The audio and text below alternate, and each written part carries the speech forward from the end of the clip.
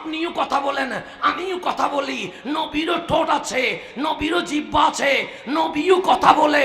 আল্লাহ বলে নবীর উম্মত, নবীকে সাধারণ বলিস না, নবীকে আমার মতো বলিস না। কেন? তুই যখন কথা বলিস সেটা তোর হয়, আর নবীর ঠোঁট যখন কথা বলে, কথা নবীর নয়, নবীর ঠোঁট দিয়ে আমি আল্লাহর কালাম বের হওয়া শুরু হয়ে যায়। তাহলে এখন আসেন গভীর মনোযোগ। কে বলেছে? ওয়ামা ইয়ানতিকু আনিল হাওয়া ইন হুয়া ইল্লা ওয়াহয়ু ইউহা। আমাদের তার নাম কালাম, আপনার তার নাম কালাম, নবীর তার নাম কালাম না, কথা না, ওয়াহি ওয়াহি। কেন?